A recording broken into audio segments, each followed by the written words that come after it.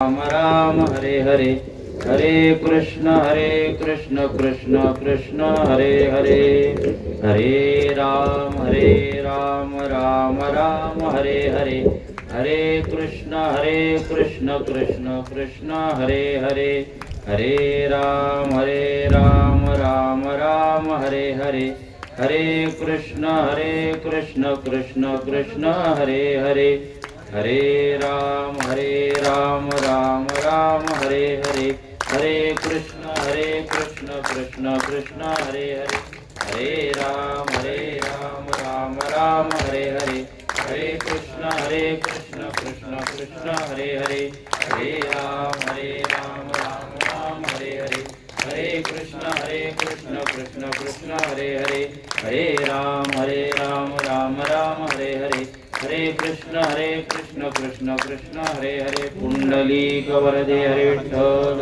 श्री ज्ञानदेव तुकाराम पंढरीनाथ भगवान की जय. सिद्ध सद्गुरु रामनाथ जी महाराज की जय. यत्र योगेश्वर कृष्ण यत्र पार्थो धनुर्धरः तत्र श्रीविजयो दुर. भगवान कृष्ण परमात्मा श्रीमद भगवद्गीतेचा उपसंहार करीत असताना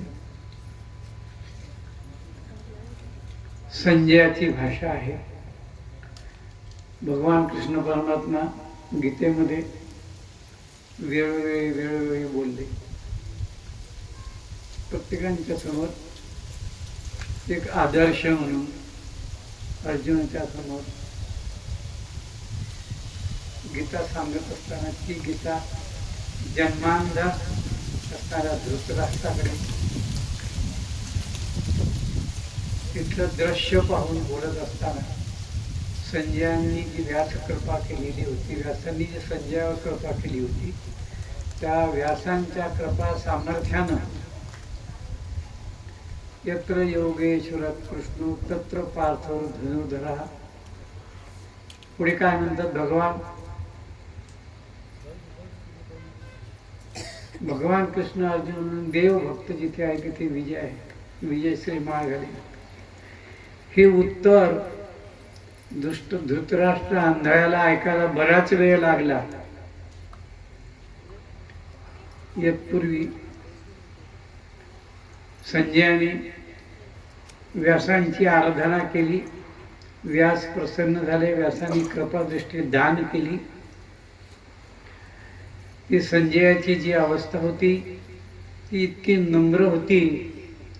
साधकांच्या ठिकाणी नम्र झाला भूता तेने कोंडिले अनंता. नम्रता ज्याला म्हणतात, हा गुण ज्याच्या अंगी असतो त्याच्यावर कृपा प्राप्त संपन्न ज्ञाता तो होऊ शकतो.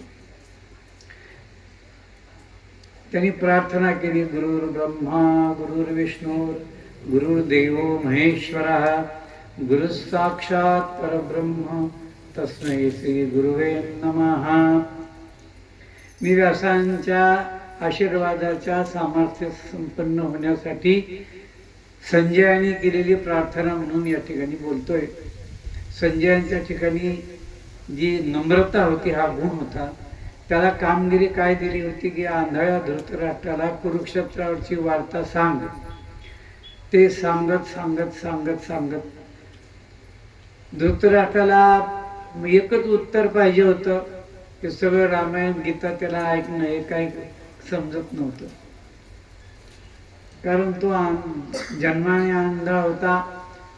तसा अध्यात्माच्या दृष्टीनेही तो आंधळाच असल्यामुळे त्याला त्याचं काहीही रहस्य समजत नव्हतं, गोड लागत नव्हतं. त्याची अपेक्षा होती माझ्या कौरवांचा विजय मला सांगावा. संजयाने काय सांगावं? कौरवांचा विजय सांगावा. पुत्रमोहाने आंधळा झालेला हा धृतराष्ट्र हे अध्यात्म काय श्रवण करणार? भगवंतांनी अर्जुनाला अध्यात्माचा उपदेश करीत असताना अर्जुनाला पहिल्या अध्यायामध्ये आपले सगळे आप्त गोष्ट आप्त मित्र सगळे पाहिले. गुरु द्रोणाचार्य पाहिले, भीष्माचार्य पाहिले, कृपाचार्य पाहिले. ज्यांच्या पायावर लोटांगण घालावं त्यांच्यावर मी बाण कसे मारायचे हा प्रश्न अर्जुनाच्या समोर गंभीर समोर उभा होता. कौरवांचं सैन्य आणि पांडवांचं सैन्य या दोन्हीच्या मध्यभागी रथ न्यायला लावला भगवान कृष्णाला. आणि उभं राहिल्यावर पाहिलं की हे सगळे माझेच लोक आहेत, वरिष्ठ लोक आहेत, ज्यांची पूजा करावी, ज्यांना नमस्कार करावा, ज्यांना वंदन करावं, त्यांच्यावर बाण मारायचा प्रसंग मला आला. कशासाठी? राज्य संपादन करण्यासाठी. अर्जुनाने आपली भूमिका भगवंतासमोर सादर केली होती. यापेक्षा, राज्यापेक्षा किंवा जय म्हणून स्वर्गात राज्य मिळवण्यापेक्षा मला भिक्षा मागून जगलेलं बरं परवडेल. पण मी द्रोणाचार्यावर, भीष्माचार्यावर, कृपाचार्यावर आणि या वरिष्ठ आप्तजनावर बाण मारू इच्छू शकत नाही, युद्ध करू शकत नाही. त्या अर्जुनाच्या भूमिकेचं खंडन करण्यासाठी भगवंतानी दुसऱ्या अध्यायामध्ये बोलायला सुरुवात केलं. भगवान बोलायला लागले, अरे तुझ्या ठिकाणी अपकीर्ती निर्माण करणारा जो एक भाव निर्माण झाला, मोह निर्माण झाला, या सगळ्यांचा मोह निर्माण झालाय. आता तो रणांगणात उभा आहे. आता रणांगणात उभा असताना हे तुझ्याशी रणांगण करण्याकरता ससज्ज झाले. शंखध्वनी झाला, भीष्माचार्यांनी शंख वाजवला, तसे यांच्या सैन्यातल्या लोकांनी शंख वाजवले होते. आणि आता या वेळेला तो बाण सोडायच्या वेळेला मग तुम्ही यांच्यावर बाण टाकणार नाही. उठी उठी घे धनुष्यबाण, सांडे हे मूर्खपण. अर्जुनाला हे अज्ञान टाकून दे. एवढ्यात तो टाकू शकत नाही. त्याची जी मानसिक अवस्था आहे ती फार गंभीर आहे अर्जुनाची. भगवान परमात्म्याने विचार केला की याच्यातून याला बाजूला काढण्याकरता काय काय सांगावं लागेल. त्यांनी दुसऱ्या अध्यायामध्ये सांख्ययोग सांगायला सुरुवात केली, बुद्धियोग सांगायला सुरुवात केली, ब्राह्मी स्थितीचं वर्णन करून सांगितलं. अर्जुनाला तिसऱ्या अध्यायामध्ये कर्मयोग सांगायला सुरुवात केली. केलेले कर्म ब्रह्मार्पण करावं. कर्माच्या बंधनातून जीव सुटणं फार कठीण आहे. कर्माच्या बंधनात सगळे दशेंद्रिय प्राप्त घेऊन हा देह घेऊन आईच्या पोटातून जन्माला आलेले आहे. या 10 इंद्रियापासून कर्म होत असतात. त्याला प्रमुख कर्म कुठून होत असतंय तर प्रथम अंतःकरण ह्या शरीरामध्ये ऑफिस आहे. ऑफिसमध्ये मुख्य अध्यक्ष कोण आहे? मया अध्यक्षेन प्रकृती सुयेते सचराचरम हेतुनानेन कौंतेय जगद्वी परिवर्तते. प्रत्येकाच्या शरीरामध्ये मी अध्यक्ष रूपाने आहे. तो जीव चैतन्य आत्मा आहे. यदा कदाचित तो या ज्ञानेंद्रियांना कर्मेंद्रियांना सोडून गेला किंवा ज्ञानेंद्रियाची शक्ती घेऊन प्राणासहित मनासहित हे शरीर इथं जड टाकून दिलं तर पुढे याची गती काय करतात लोक? चौघाच्या खांद्यावर घेऊन स्मशानात नेऊन फुकून टाकतात. अर्जुना, नाशिवंत देह जाणार सकळ आयुष्य खातो काळ सावधान अटेन्शन हो, सावध हो, आमचे संत सांगतात. तुम्हा आम्हाला सगळ्याला या देहाचा मोह आहे. देहाच्या संबंधानं असणाऱ्या आप्त इष्ट, आपल्या सब प्रपंचात संसारात असणारे संबंधी, जीवनाचे आवडीचे माणसं सगळ्यांचा तुम्हाला सगळ्यांचा मोह आहे. आणि या नाशिवंत शरीरात आम्ही सगळे आलेलो आहोत. याच्यातून एक दिवस बाहेर जाणार आहोत हे ठरलेलं निश्चित आहे. असं कोणाकडे गॅरंटी पत्र आहे का मी मरणार, हा शरीर सोडणार नाही आणि मृत्यूचा स्वीकार करणार नाही? कोणाकडे गॅरंटी पत्र आहे का? गॅरंटेड असं काहीच नाही आहे कोणाकडे. अरे आतापर्यंत राजे गेले, ऋषी गेले, महर्षी गेले, तुम्हाला जाने वाले आहे. आजा गेला पंजा गेला बाप मसना नेला. हा? नातू पण तू तेही तू तसाच झाला, तू तसंच होणार आहे, ते झाले तसंच होणार आहे, हे होणारच आहे. या नाशिवंत शब्दाचा अभिमान किती दिवस घेऊन नाचणार. अर्जुनाच्या ठिकाणी हे बिंबवण्याचा प्रयत्न भगवंताचा चालू होता. या देहाने होणारी कर्म ईश्वरातून बुद्धीनं कर, म्हणजे याच्या बंधनातून तू सुटशील. तुला याचा मोह आहे, आप्तेष्टांचा मोह आहे, पण धनुष्यबाण घे आणि मूर्खपणा टाकून दे. कुठे घे धनुष्यबाण, सांडी सांडी हे मूर्खपण. हे भगवंताने अर्जुनाला अंगभूत करण्यासाठी प्रयत्न केले. त्याला समत्व योग 5व्या अध्यायामध्ये सांगितला. या शरीरामध्ये असणारा जीव चैतन्य आत्मा याच्याशी समरस होण्यासाठी 6व्या अध्यायामध्ये भगवंतांनी आत्मभूती अनुभूतीचा योग मार्ग समोर सांगितला. आत्मसंयम योग म्हणतात त्याला. त्या आत्मतत्वाला ओळखण्यासाठी सामान्य माणसांच्या ठिकाणी आजकालच्या काही सुशिक्षित वर्गाच्या डोक्यात असं असतं की हे साधू संतांना विज्ञान म्हणजे काहीच कळत नाही, परमार्थ म्हणजे विज्ञानाविषयी काय, तर आंधळेच हे लोक आहेत असा समज असतो. पण गीतेचा 7वा अध्याय समोर घेतला, 9वा अध्याय समोर घेतला. इदं तु ते गुह्यतमं प्रवक्ष्याम्यन सूयवे ज्ञानं विज्ञान सहितं यज्ञात्वा मोक्षसे शुभात् राजविद्या राजगुह्यं पवित्रमिदं उत्तमं प्रत्यक्षावगमं धर्मं सुसुखं कर्तुमव्ययम्. अरे अर्जुना, तुला सुख प्राप्ती होण्यासाठी, आत्मसभान समाधान लाभण्यासाठी विज्ञानासहित ज्ञान मी तुला सांगतो.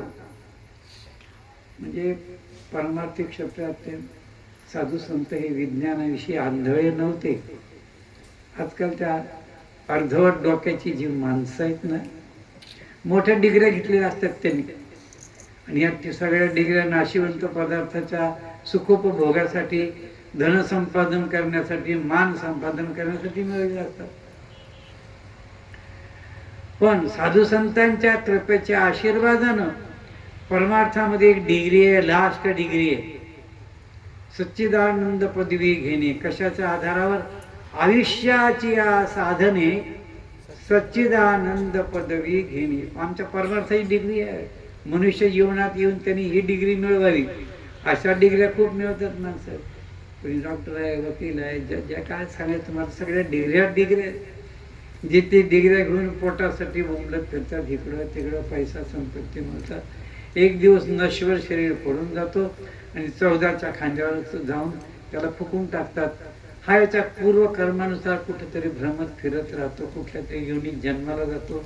पुनरपि जननम पुनरपि मरणम जननी जठरे शयनम इह संसारे खलु दुस्तारे पाही अपारे. हे असा अपार अनेक जन्माचा खेळ चालू आहे जीवाचा. याचा अंतरे किती फिरत आला, किती वेळा जन्म यावे, किती व्हावे. अरे किती वेळा जन्माला, किती फजिती झाली, तरी याला आत्मविचार सुचत नाही. मोठा पंडित ज्ञाता झाला, शास्त्र संपन्न झाला, लोकाला प्रवचन कीर्तन सांगत सुटत फिरत राहिला. शब्द सृष्टी जमा केली त्यांनी. व्यासासारखांना समाधान लाभलं नाही. व्यासेही अमूप ग्रंथ केले. ब्रह्मद्या ज्ञान जरी कळे उठा उठी, तरी का हिमपुटे वेदशास्त्री. व्यासाने अमूप ग्रंथ केले. एवढी मोठी व्यासांच्या सारखी 1.25 लाख भारत, काय सांगितलं तुम्हाला, 18 पुराणांचं जागतिक इतिहास, विश्वाचा इतिहास, 4 युगाचा इतिहास समोर ठेवणारी व्यास महर्षी.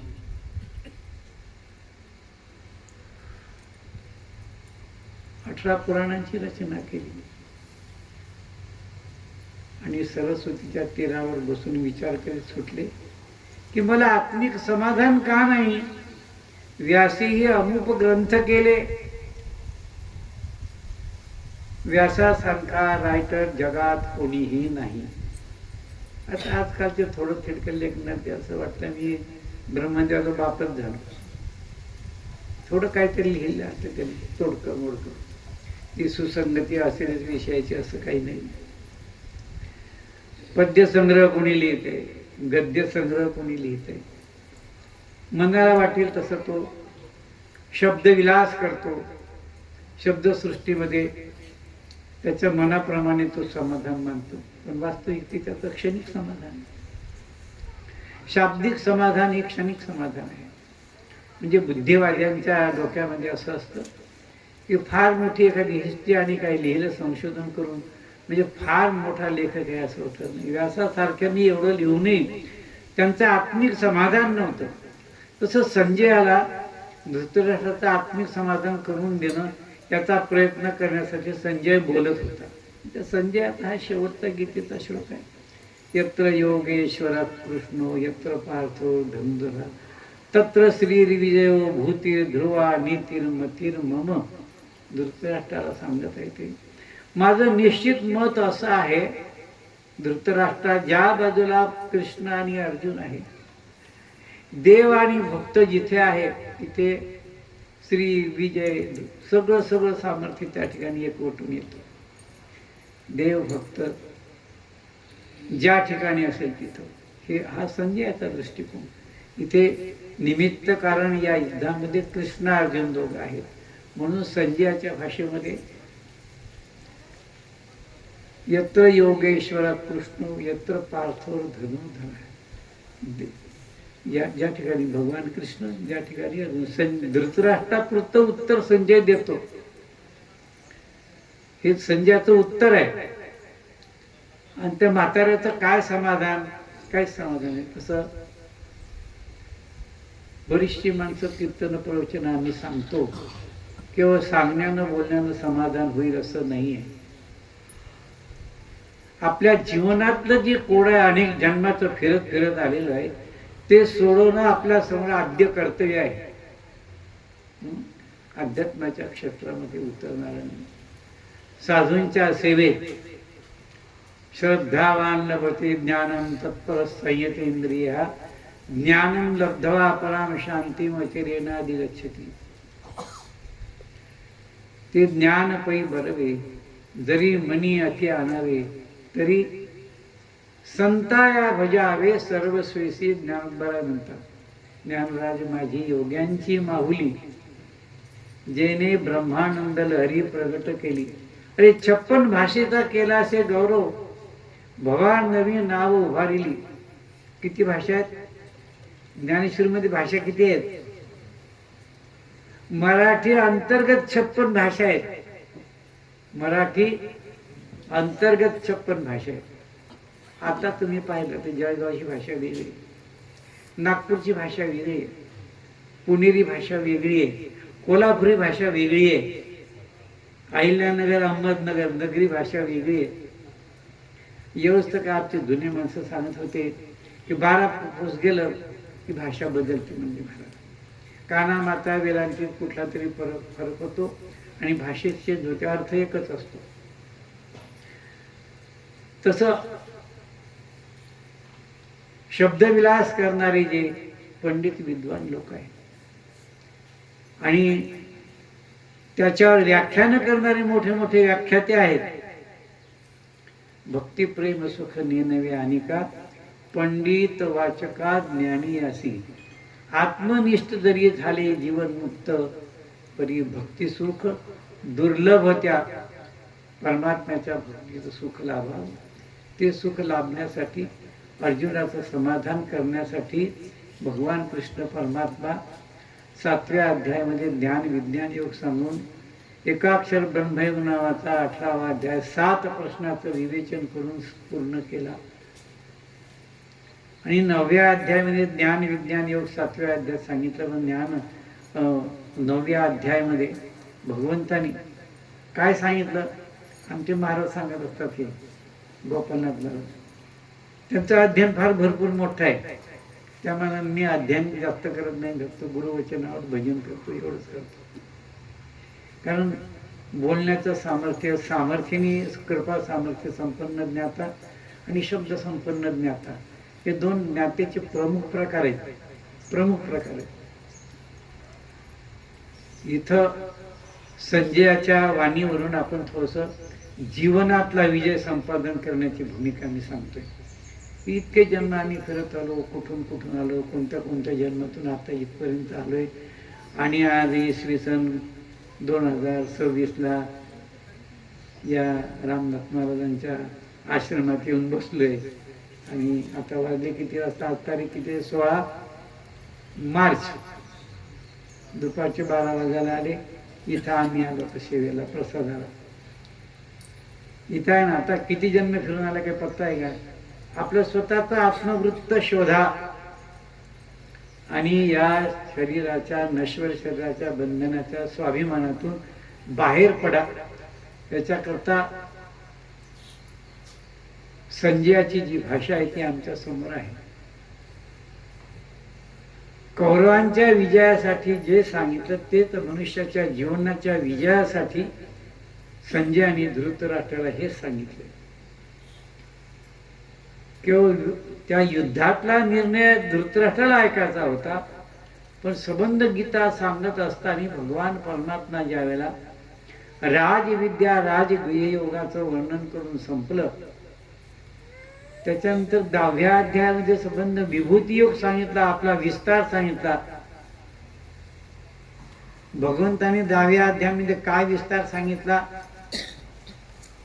इंद्रियाने मनुष्यासनी. अरे देव कुठं दुसरीकडे लांब आहे का? 10 इंद्रियाचं शरीर आहे, त्याचा राजा आहे, मन म्हणून आहे. तो भगवान परमात्मा आहे. इंद्रियाना मनुष्यासनी. इंद्रियामध्ये 10 इंद्रिया शरीरामध्ये असणारं जे मन आहे ती माझी विभूती आहे. मन करा रे प्रसन्न, सकल सिद्धीचे कारण, मोक्षाथवा बंधन. मनीची प्राप्ती होते, दुसरं काय होत नाही. तर आपलं मन आपल्याला स्वतःला कळतंय का असं तुम्ही विचार करून मनाशी करा. आत्मविचार करा. विवेकाचे 2 प्रकार आहेत.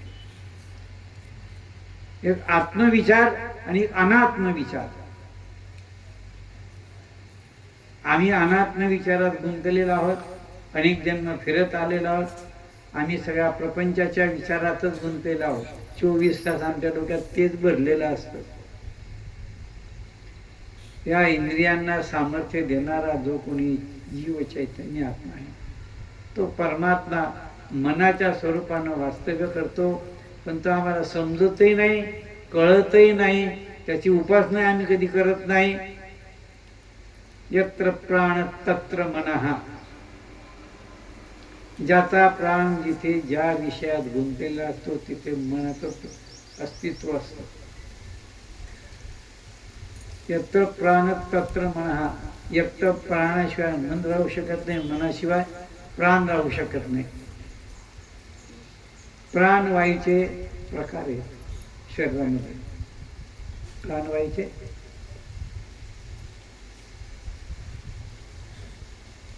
वायूचे 10 प्रकार आहेत.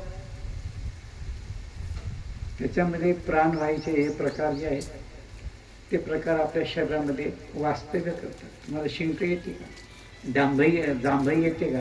येते. हे प्राणाचे प्रकार आहेत. शरीरामध्ये या प्राणाचा प्रणव करा. प्राणाला परमात्म्याच्या नामाचं रूप द्या. प्राणाला परमात्म्याच्या नामाचं रूप द्या. प्राणाचा प्रणव करिये तरी तरी दे भवसिंधू. अर्जुनाच्या, कृष्णाच्या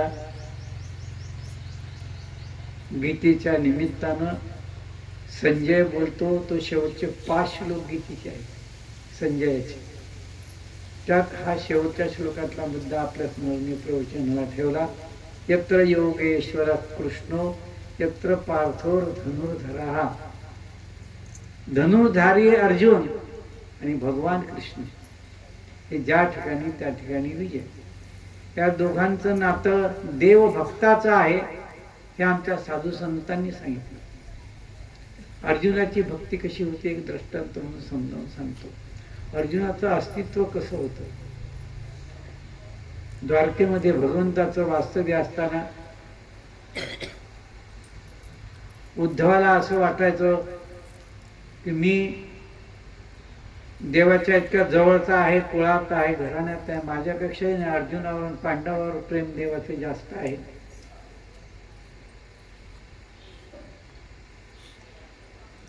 मी काय कमी आहे.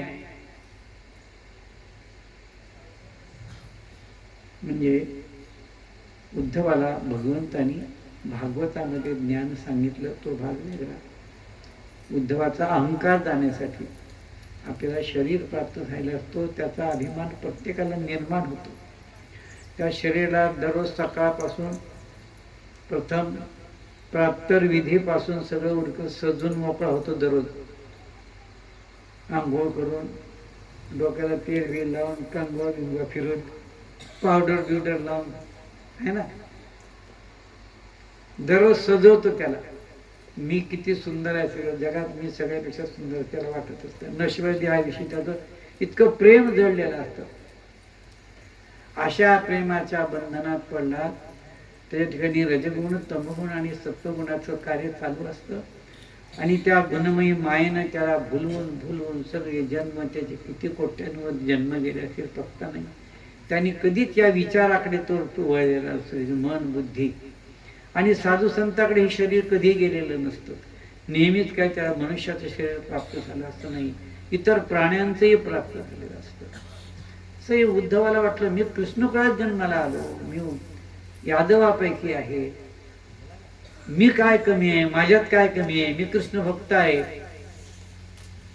उद्धवाला झालेला अभिमान आणि अर्जुनाचं अस्तित्व समजून देण्यासाठी देवाने सहज भगवान कृष्ण उद्धवाला म्हणले, आपण हस्तिनापुराला जाऊ, येणार का? बरोबर म्हणले, येतो. ते दोघ जण हस्तिनापूरचा प्रवास करत निघाले, भगवान कृष्ण आणि उद्धव. द्वारकेतून निघाल्यानंतर अगदी हस्तिनापूरच्या जवळपासच्या एरियात आल्यानंतर जंगल होतं. आणि त्या जंगलामध्ये असताना भगवान कृष्णाने उद्धवाची परीक्षा घ्यायला सुरुवात केली. आणि अर्जुन कसा आहे समजून देण्याकरता याचा अभिमान नष्ट करावा म्हणून, मला इतकी तहान लागली, म्हणजे भयंकर तहान लागली उद्धवा, पाणी नसेल तर मी आता जिवंत राहू शकत नाही. तळमळायला लागले भगवान कृष्ण. उद्धवाने पटपट पावलं उचलले, जवळ गाव दिसते, हस्तिनापूर आले. देवाला तहान लागली म्हणून पाणी आणण्याकरता हस्तिनापुराच्या जवळ गेल्यानंतर पहिला महाल दिसला तो अर्जुनाचा. आणि त्या महालात प्रवेश केल्यानंतर द्रौपदी, अर्जुन विश्रांती करत होते, दुपारची वेळ होती. आणि त्या अर्जुनाचे केस खाली लोंबकळत असतात, ती स्थिती पाहत नव्हती म्हणून द्रौपदी हातात घेऊन ते केस घेऊन बसलेली होती अर्जुनाची. आणि ही स्वारी अचानक आली त्या महालामध्ये. तिथे आल्यानंतर पाहिलं, म्हणजे उद्धवा का आलात, एवढ्या गडबडीने का आलात? म्हणजे देवाला तहान लागली भयंकर, आणि देव आता मरून जाईल म्हणून मी काळजीने पाणी न्यायला आलो, पाणी पाहिजे. मग हे केस हातात धरा तर मी पाणी देणे, पतीची सेवा करून मी काय पाणी देव मरून नाही तर जगू तिकडं, मी काय केस सोडून पाणी देणार नाही. ते उद्धवाने पटकन हातात केस घेतले अर्जुनाचे. आता देवाची किमी करले ते काय नव्हे महाराज. हातात केस घेतलेले असताना ती पाणी आणायला गेली, तोपर्यंत त्या केसातून जय कृष्ण श्रीकृष्ण श्रीकृष्ण जय कृष्ण श्रीकृष्ण जय कृष्ण ध्वनी येत असताना तो विचार करला, इथं काचेसारखा मागा, उंदरासारखं कुसकुस काय बघते, तो इकडे तिकडे पाहतो, त्याला काही समजे ना व्यवस्थित काय. पण अर्जुनाच्या सगळ्या रोमांच्या मधून जय कृष्ण श्रीकृष्ण जय कृष्ण श्रीकृष्ण असं उच्चार चालू होता, ध्वनी चालू होता. ती झारी भरून आणेपर्यंत हा संशय शंका याची मनात त्याला कळेनाच. भगवान कृष्णाचा नामाचा उच्चाराच्या डोक्यात येईनाच. आणि ती समोर आल्यानंतर जय कृष्ण श्रीकृष्ण जय असा मोठा आवाज आला. आणि त्या आवाजात विचार करू लागला की ज्याच्या रोमांच्या मधून कृष्ण ध्वनी बाहेर पडतो तेवढ्यात भगवान श्रीकृष्ण दाराजवळ आलेले आहेत. मी झारी घेऊन पाण्याची आली द्रौपदी. भगवान कृष्ण म्हणतात, तुझी आता झारी राहू दे, माझी तहान भागलेली आहे, मला पाण्याची गरज नाही. वास्तविक विचार केला, हा काय मरणार होता का? न जायते म्रियते वा कदाचिन्नायं भूत्वा भविता वा न भूयः अजो नित्य शाश्वतोऽयं पुराणो न हन्यमाने शरीरे. हा काय मरणारा नाही आहे, शरीर मरणार आहे कोणातरी. आणि कोणी मरतं तर शरीर सुटत असतो, तो अमरच असतो, पण त्याला ओळखत नाही कोणी, म्हणून त्याला आपल्याला कळत नाही मी अमर आहे म्हणून. वास्तविक या शरीरातला आत्मतत्व मी आहे, पण त्याचा अहम सुटला आणि देहाचा अहम जडलाय. या अज्ञानामुळे शरीर मी आहे हा भाव प्रत्येकाला तयार झालेला असतो. तिथं उद्धवाला इतका पश्चाताप झाला आणि नतमस्तक झाला उद्धव. देवाला पाहिलं, देव तर चांगले, बिगर पाण्याचे माझी तहान भागली म्हणले. लोटाने घातलं उद्धवानी आणि अर्जुन जागे झाले. देव आले. मला एवढं सांगितलं की अर्जुनाची पात्रता उद्धवाला कळून देण्याच्या करता हे द्वारकेहून आले होते.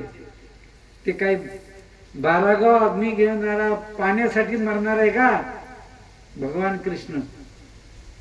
पण भक्ताचा अभिमान घालवण्यासाठी तिळभरी जरी होय अभिमान मेरुतो समान भारदेवा. भक्ताला जर तिळभर अभिमान झाला तर देवाला सहन होत नाही.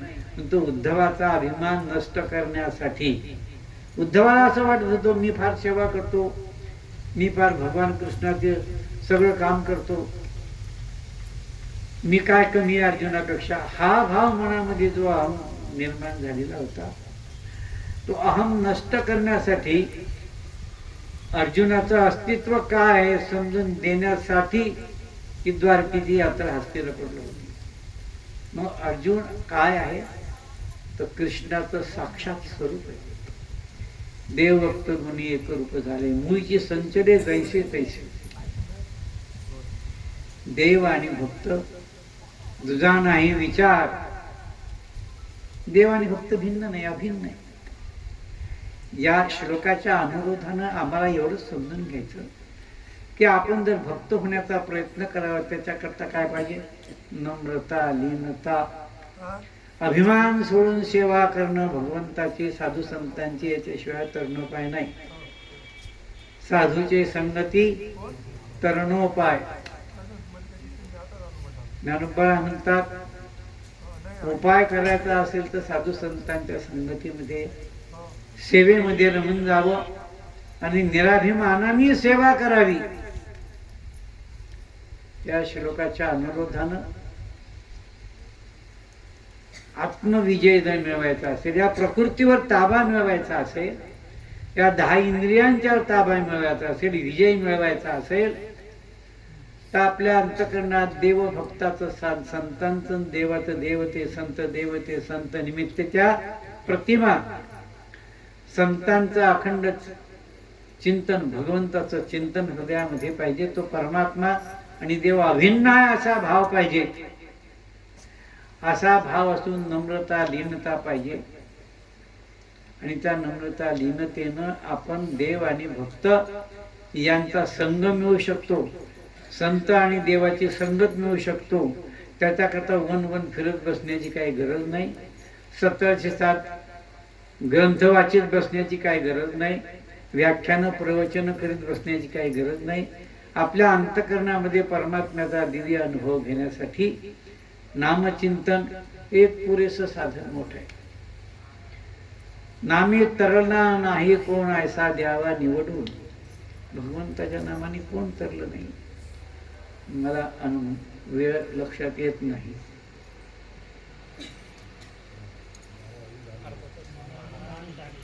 अच्छा, म्हणजे आता सोडायचा टाइम जवळ. तर आपली आत्मानुभूती, अद्वैत भावाची धारणा आपल्या अंतःकरणात निर्माण व्हावी, त्याकरता साधू संतांचं चरित्र, संतांच्या जीवनातले अनुभव. तुम्ही पहा, ज्ञानोबरायांचा एक अनुभव आपल्या समोर ठेवतो. ज्ञानोबराय समाजातून बहिष्कृत झाले. त्यांचा समाज ब्राह्मण समाज होता. पण ज्ञानोबरायांचे वडील हे काशीला जाऊन संन्यास धर्म स्वीकारलेला होता, रामानंदाच्या आश्रमात जाऊन ते रामानंद फिरत फिरत आळंदीला आले आणि सिद्धेश्वराच्या मंदिरामध्ये पिंपळाच्या वृक्षाखाली बसले. सिद्धेश्वराच्या मंदिरामध्ये ज्ञानोबरांची आई रुक्मिणी माता त्या पिंपळाला लक्ष प्रदक्षिणा घालत होती. किती? विठ्ठलपंत आणि रुक्मिणी. ते विठ्ठलपंत तिकडे संन्यास घेऊन बसले, लग्न झाल्यावर त्यांनी संन्यास घेतला. आणि रामानंद फिरत फिरत येऊन त्या पिंपळाखाली बसलेले होते. निवांत झाले, कोणीतरी महात्मा साधू आला म्हणून लोक दर्शनाला येत होते. आणि ज्ञानोबरांची आई त्या पिंपळाला प्रदक्षिणा दररोज नित्यनेमाने घालत होती. जगात एकच असा वृक्ष आहे तो 24 तास ऑक्सिजन देतो, ते पिंपळ. अश्वत्थ सर्व वृक्षानाम, तर वृक्षामध्ये अश्वत्थ वृक्ष आहे पिंपळ. ती माझी विभूती आहे. अर्जुना कोण आहे? विभूती. हे सगळे विभूतीचं वर्णन ऐकलं, सांगितलं तर अर्जुनाने देवाला असा प्रश्न विचारला होता की ही परमात्माची व्याप्ती किती आहे, तुझी व्याप्ती किती आहे, म्हणजे ती तुला ऐकून करायचंय काय? माझी व्याप्तीचा अंत नाही. अंगीची या रोमा किती जयाची या तयासी न गणवती. आपल्या अंगावर केस किती आहेत? उत्तर, आपल्या अंगावरचे केस किती आहे कोणाला उत्तर देता येते काय? ज्ञानोबरांनी त्याचं उत्तर दिले की अंगीची या रोमा किती जयाची या तयासी न गणवती, ज्याची त्याला मोजमाप काढून सांगता येत नाही. तैशी या माझी या विभूती अखंड, माझ्या अखंड विभूती आहेत ते मलाही सांगता येत नाही.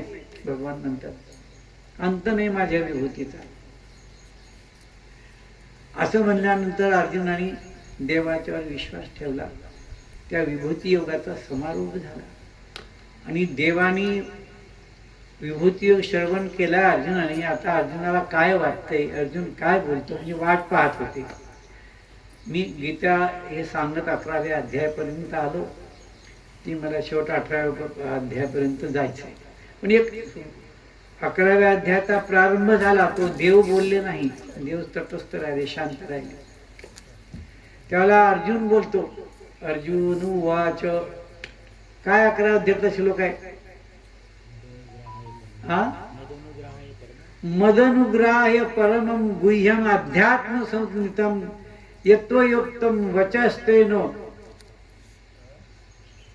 तुझ्या अध्यात्माच्या वाक्यानं माझा मोह निघून गेला. आता शिल्लक राहिलं का काय सांगायचं अर्जुनाला?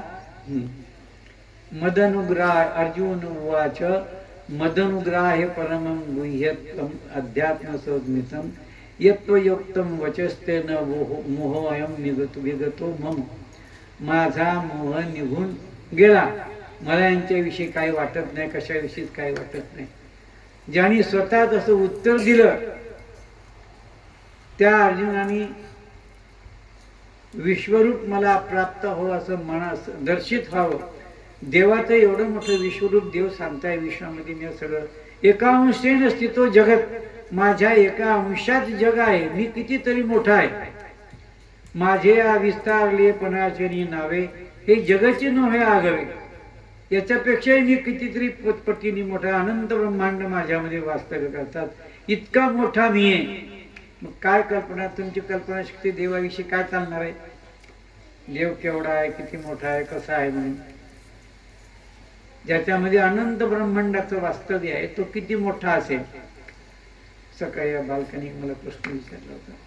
म्हणजे मला सगळे राम राम राम राम म्हणतात आणि आपण आदेश म्हणजे आदेश काय? अरे म्हणलं ज्ञानेश्वर महाराजांनी पहिलीच ओवी ज्ञानेश्वराची लिहिलेली आहे, ओम नमोजी.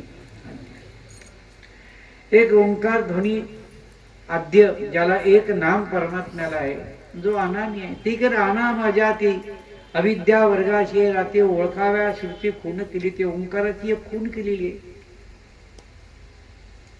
तो स्वसंवेद्य आहे, स्वतःला जाणणार आहे, दुसऱ्याच्या द्वारे जाणू शकत नाही. कुठल्याही साधनेनं उपासनेनं तो त्याच्यापर्यंत पोहोचत नाही. फक्त आपल्या अंतःकरणाच्या शुद्धी करता उपासना करत असतो. आपलं अंतकरण तितकं मोठं व्हायला पाहिजे परमात्म्यासारखं. परमात्मा जसा आहे तसं आपण व्हायला पाहिजे असा त्याचा भाग आहे. म्हणजे एवढा मोठा परमात्मा आणि तो पाहायला मिळावा असा संकल्प मनात उठल्याबरोबर भगवान म्हणतात, पश्य मे पार्थ शतशो सहस्रशः, हे माझं हजारो शतशो सहस्र शेकडो हजारो रूप धारण केलं माझं विश्वरूप पहा. अर्जुनाच्या समोर विश्वरूप उभं राहिलं.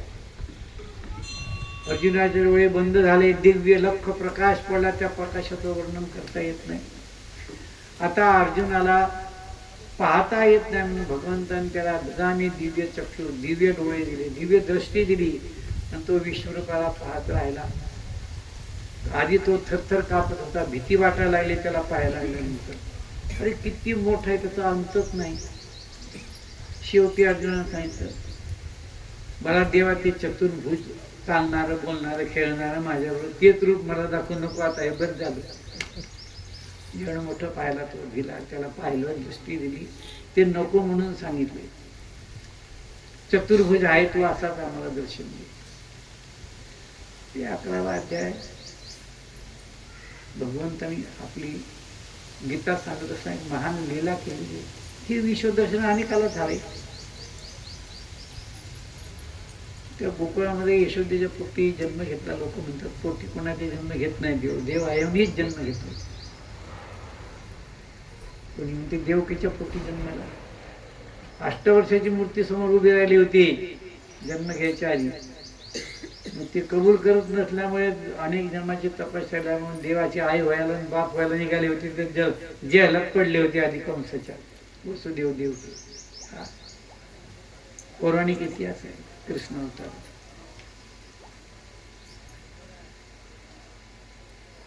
देवानी 8 वर्षाचं 4 वर्षाचं रूप केलं, 2 वर्ष घेतलं. ते कबूलच करणार. मला माझा मुलगा कोण म्हणणार. त्यावेळेला बालरूप धारण केलं. बाळ त्यामध्ये आपण हातात घेतो बाला, एका टोपलीत ठेवलं, नमस्कार केला. वसुदेवाला सांगितलं गोकुळात नेऊन ठेवलं. ते यशोदेच्या पाठीवर ठेवून आले. तिथे जन्मलेले योग माया घेऊन आले. तो इतिहास पुढे मला सांगायचं. मला एवढं सांगायचं की त्या यशोदेच्या गोकुळामध्ये वास्तव्यामध्ये ती गणपतीची कृष्ण खोड्या करतो म्हणून गणपतीची उपासना, चतुर्थी, संकट चतुर्थी म्हणून करून बरेचसे मोदक करून ठेवले होते. गणपतीची पूजा करत होते. भगवान कृष्णाने जाऊन पाहिलं, बसलं जाऊन, काय चालली गणपतीची पूजा चालली. यशोदा इकडे तिकडे गेली, सगळे मोदक उचलून आत टाकून गेले.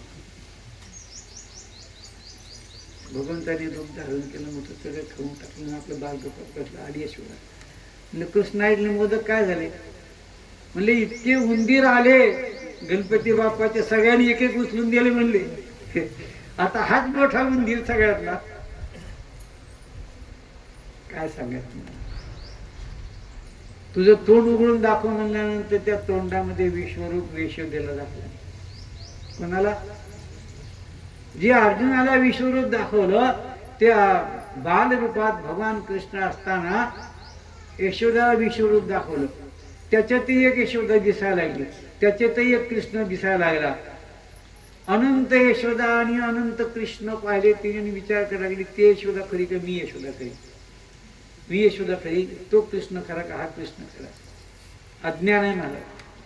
भगवंताची लीला आहे. असो त्या विश्वरूप दर्शनानंतर अर्जुनाने एक प्रश्न समोर ठेवला.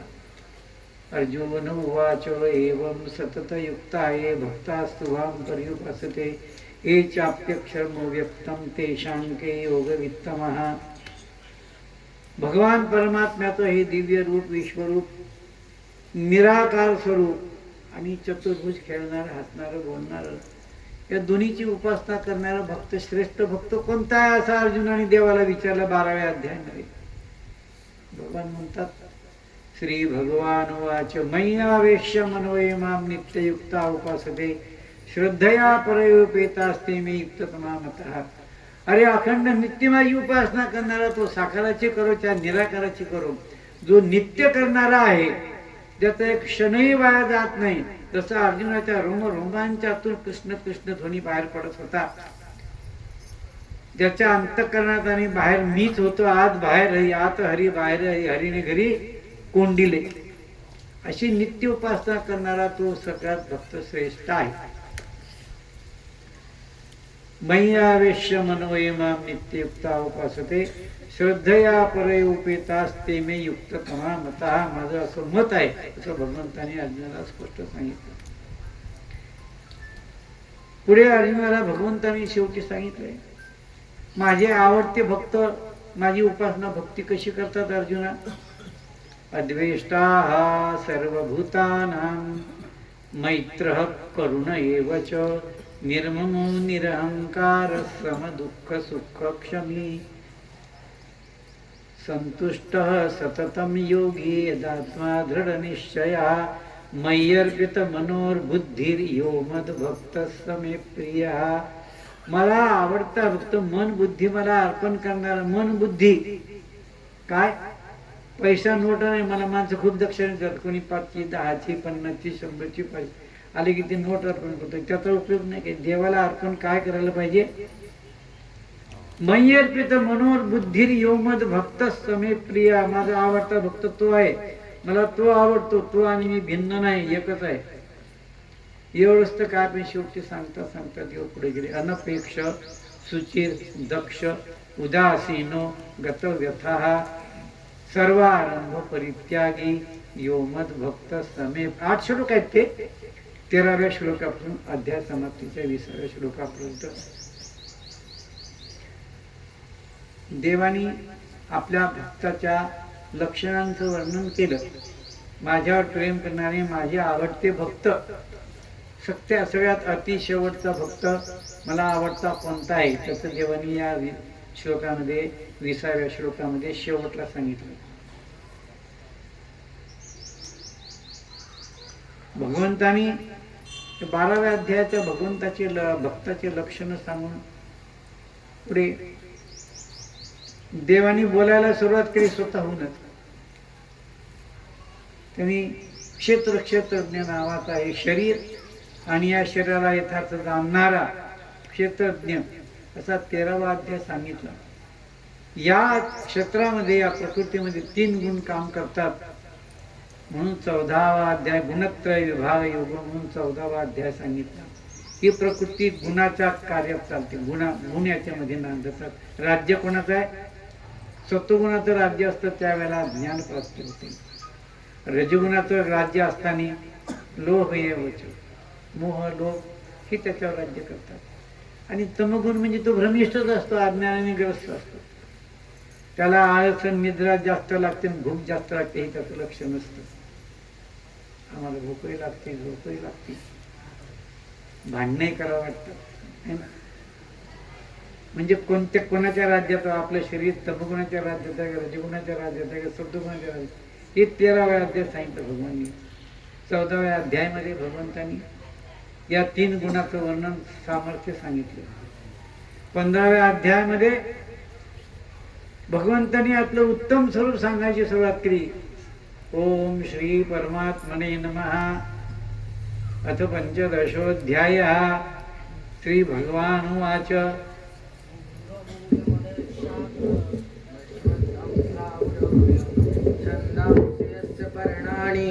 यस्तं वेद स वेदवित् अधश्चोर्ध्वं प्रसृतास्तस्य शाखा गुणप्रवृद्धा विषयप्रबालः अधश्च मूलान्यनुसन्ततानि कर्मानुबन्धीनि मनुष्यलोके रूपमस्येह ततोपलस्येह ततो न रूपमस्येह तथोपलभ्यते नान्तो न चादिर्न च सम्प्रतिष्ठा अश्वत्थमेनं सुरूढमूलमसङ्गशस्त्रेण दृढेन चित्वा ततः असंगशास्त्रेण दृढेन चित्वा. हा जो अशाश्वत वृक्ष आहे शरीर, याचे मूळ वर आहे, फांद्या खाली आहे, याला संसार रूपी अश्वत्थ वृक्ष म्हणतात. याच शरीराला याचं मूळ वर आहे, टकोर वर आहे, वर चालते काम सगळं. खाली शाखा पसरले आहेत, वर्ष मध्ये शाखा पसरलेले आहेत. याला अशाश्वत वृक्ष म्हणतात. कसं वृक्ष म्हणतात? याची शाश्वती गॅरंटी. अश्वत्थमेनम अशाश्वतमेनम. अशाश्वत, शाश्वत नाही, याची गॅरंटी नाही. का गॅरंटी? मागच्या वर्षी कसं झालं होतं, मोटरसायकलचा ऍक्सिडेंट करून बसले, अमरावतीला दवाखान्यात पाय मोडून बसले महाराजांचे. शाश्वती नाही, कोणत्या वेळेला काय घडत. पण ते काय समय जाऊन आहे आधी तर आज एक प्रवेश त्याला ऐकायला. असा 15व्या अध्यायामध्ये याला उत्तम कशाने बनल्या जातं? असंग शास्त्रेन धडेन चित. असंग म्हणजे त्याग, वैराग्य. वैराग्याला तुम्ही काही ज्ञानाची तगणीची नाही. ज्ञान परमात्म्याच्या स्वरूपाचं यथार्थ ज्ञान वैराग्याशिवाय स्थिर होत नसतं. ज्ञान शब्दात येत असतं, पण ते स्थिर होत नसतं, ते अनुभूती देत नसतं. त्या अनुभूती देण्याकरता वैराग्य पाहिजे. काय पाहिजे? ज्ञानाला जोड कशाची? विवेकयुक्त वैराग्याची पाहिजे. नकली वैराग्य नाही. म्हणजे मी सर्व त्याग केला, बायका पोरं घर दार सगळे सोडले म्हणले, आणि जंगल जंगल फिरतो म्हणले, खूप फिरलो म्हणले, संबंध भारतभर पायी भ्रमण यात्रा केली, सगळं फिरलो, देवाचा काही पत्ता लागला नाही. अरे अंदर का नहीं पहचानते तो बाहर में कहाँ मिलेगा आपको. गीता सांगते की त्या उत्तमाला ओळखण्याकरता उत्तम व्हावं लागतं. देवानी द्वाविमो पुरुषो लोक एक क्षरश्च अक्षर एवच. क्षर सर्वाणी भूतानी. सर्व हे क्षर आहे, नाशिवंत आहे. अक्षर कुटस्थ उच्यते. उत्तम पुरुषस्तमन्य परमात्मेति उदाहृता यो लोकत्रयमाविश्य बिभर्त्यवे ईश्वर. हा खरा ईश्वर आहे. या क्षराक्षराच्या वेगळा असा असणारा जो क्षराक्षरावर ज्याचा ताबा आहे त्याला म्हणायचं उत्तम पुरुष. उत्तम पुरुषस्तमन्य परमात्मेति उदाहृता यो लोकत्रयमाविश्य बिभर्त्यवे ईश्वर. यस्मात् अक्षरमतितो अहमक्षरादपि चोत्तमः अतोऽस्मि लोके वेदे च प्रतितः पुरुषोत्तमः. वेदानी शास्त्रांनी सगळ्यांनी त्याला उत्तम पुरुष म्हणून वर्णन केले. ते 15व्या अध्यायामध्ये उत्तम पुरुष अर्जुनाला समजावून सांग. तू उत्तम हो. कसा हो? वैराग्याच्या सामर्थ्यानं हो. तेही विषय वैराग्य ब्रह्मानंदाचे, तेही विषय वैराग्य आत्म्याला, तेही विषय वैराग्य आत्मलाभाचे भाग्य. ब्रह्मानंदा योग्य जीव होती. शब्द स्पर्श रूप रस गंध या पंचविषयाविषयी निरासक्ती असणं, अनासक्त असणं, त्याला वैराग्याचं गूढ रहस्य सांगितलं जातं. वैराग्य कशाला म्हणाले? वरपांग व त्याग म्हणजे वैराग्य होऊ शकत नाही. आपल्या ठिकाणी असणाऱ्या इंद्रियांच्या विषयाचा त्याग, विषयाची आसक्ती, त्याग संभवत नाही. डोळे पाहण्याचं बंद करत नाही, कान ऐकण्याचं बंद करत नाहीत. प्रत्येक इंद्रिया रस, जीवा रस घेतल्याशिवाय वस्तू नसली तरी जिभेचं पाणी माणूस गिळत असतो. खरी गोष्ट खोटी गोष्ट आहे. रसस्वादन करते म्हणजे प्रत्येक इंद्रिय आपल्या स्वाभाविक ठिकाणी वर्तन करीत असतात, पण त्यांच्या विषयाचा त्याग संभवत नसतो. त्याची आसक्ती संभवत, निरासक्ती संभवत असते. म्हणजे अनासक्ती, त्याच्यात आसक्त न होणारा हा विषय निवृत्त होऊन विषयातीत असा असणारा जो परमात्मा आहे तो उत्तम पुरुष आहे. इंद्रियातीत जो आहे तो उत्तम पुरुष आहे. उत्तम पुरुषस्तौन्य परमात्मेति उदाहृता यो लोकत्रयमाविश्य बिभर्त्यवे ईश्वरः यस्मात् अक्षरमतितो अहमक्षरादपि चोत्तमः अतोऽस्मि लोके वेदे च प्रतितः पुरुषोत्तमः. वेदांनी वर्णन केलं. यो मामेव सम्मूढो जानाति पुरुषोत्तमं स सर्वविद भजति मां सर्वभावेन भारत इति गुह्यतमं शास्त्रम. हे गूढ रहस्य आणि हे शास्त्र आहे. इति गुह्यतम. काय इति गुह्यतम? उत्तम पुरुष गुह्य आहे. इति गुह्यतमं शास्त्र. अरे सगळ्यात गूढ रहस्य हे आहे. अर्जुनाला उत्तम पुरुषाचं गूढ रहस्य 15व्या अध्यायात गीतेत सांगितलं. याच्या प्राप्तीसाठी पारंपरिक दैव असुर दोन संस्काराच्या परंपरा आल्या आहेत. आसुरी संस्काराची एक परंपरा जगत आहे आणि एक दैवी संस्काराची परंपरा आहे. भूत सर्ग उत्पत्ती दोन संस्काराची या जगात आहे. आसुरी संस्काराचा एक वर्ग आहे, एक दैवी संस्काराचा वर्ग आहे. समाज, जनता आणि जीव या दोन संस्कारात विभागलेली. या दोन संस्काराची परंपरा सृष्टीमध्ये अनादी काळापासून आलेली. कोणती? राक्षसी आणि दैवी त्या संपत्तीचं वर्णन केलं. याच्यामध्ये श्रद्धा ही 3 प्रकारचे याचं वर्णन करून 17 अध्यायात सांगितलं. त्याला उत्तम श्रद्धा पाहिजे. कोणती श्रद्धा पाहिजे? उत्तम सात्विकी श्रद्धा असेल त्याला माझं उत्तम पुरुष कळतं, स्वरूप कळतंय. आणि 18व्या अध्यायामध्ये अर्जुनाला मोक्ष संन्यास योग म्हणून सांगितलं. त्या 18व्या अध्यायाचा शेवटचा श्लोक संजय 5 श्लोक बोलत असताना शेवटचा 5वा श्लोक म्हणजे गीतेचं समाप्ती उपसंहार. त्या श्लोकाला भगवान कृष्णाचा आणि अर्जुनाचा उच्चार केला. यत्र योगेश्वर कृष्णो यत्र पार्थो धनुर्धरा तत्र श्री विजयो भूतिर्ध्रुवा नीतिर्मतिर्मम. संजयाने आपलं मत धृतराष्ट्रासमोर असं मानलं. या श्लोकात ज्याप्रमाणे भगवान श्रीकृष्ण आणि अर्जुन ज्या ठिकाणी असेल त्या ठिकाणी विजय प्राप्त होतो, तसं मनुष्य जन्मामध्ये आल्यानंतर ज्ञान आणि वैराग्याच्या सामर्थ्यानं या इंद्रियांच्यावर त्या वैराग्याच्या बलानं धगधगीत अग्नी जैसा. ज्ञान तुकोबारांच्या ठिकाणी वैराग्य फार मोठं होतं. साधू संतांच्या ठिकाणी वैराग्याचं सामर्थ्य असतं. माणसं बोलत असतात, वाचा परमात्म्याची असते. सामान्य माणसं जे बोलत असतात त्यांच्या पाठीचे बल दुसरं असतं. आणि साधू संत जी बोलत असतात, महापुरुष जे बोलत असतात त्यांच्या पाठीशी श्री गुरु संतांचं देवाचं बल असतं, वैराग्याचं सामर्थ्य असतं. पण सामान्य माणसं जे बोलत असतात ते कशाने बोलत असतात? त्यांच्या पाठीमागे सामर्थ्य कसं असतं? त्याच्या पाठीमागे सामर्थ्य वेगळं असतं. तुकोबारा म्हणतात मी अशाश्वत सामर्थ्याच्या पाठिंब्यानं बोलत नाही. मी कशाने बोलतो? माझ्या श्रीगुरूंच्या कृपा आशीर्वादाने बोलतो. ज्ञानोबा म्हणतात मी बोलतो ते येथ म्हणे श्री विश्वेश्वराव हा होईल दान पसावं येणे वरे ज्ञानदेव. कशामुळे? आता विश्वात्मक देवाची कृपा निवृत्तीनाथाची संपादन केली होती. तसं कृपा संपन्न ज्ञाता हा परमार्थाचा साक्षात्कारी पुरुष होऊ शकतो आणि आपल्या जीवनामध्ये आत्मसाक्षात्कारी जीवन संपादन करू शकतो. आणि तिकडे पावलं उचलणं या परमार्थाच्या क्षेत्रात आपलं कार्य आहे. म्हणून आता मी समारोप करतो आणि प्रवचन समाप्त झाले जाहीर करतो. एवढाच आजचा संदेश आहे की आपल्या जीवनामध्ये साक्षात्कारी मार्गाकडे वैराग्य आणि ज्ञानाच्या सामर्थ्यानं परमात्म्याच्या साक्षात्काराच्या उपासनेच्या मार्गाला लागावं. साधकांनी एवढी सूचित घोषणा करतो आणि इथे विराम देतो. यत्र योगेश्वर कृष्ण यत्र पार्थो धनुर्धरा तत्र श्री विजयो भूतिर्ध्रुवा नीतिर्मतिर्मम. असं भगवान परमात्म्याचं मत आहे, संजयाचं मत आहे.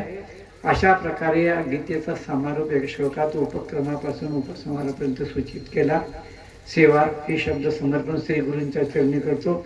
सिद्ध सद्गुरू रामनाथ महाराजांच्या कृपा आशीर्वादानं चालू असणारं जे परमार्थिक कार्य आहे या परमात्म्याच्या कार्यामध्ये सेवा भावनेनं आणि विनम्र भावनेनं ते नम्रता धारण करून आपण समर्पित व्हावं असं मी आपल्याकडे विनंती करून सूचित करून या ठिकाणी विराम देतो. कुंडली कवरे हरी श्री ज्ञानदेव तुकाराम पंढरीनाथ. बसायला कार्यक्रम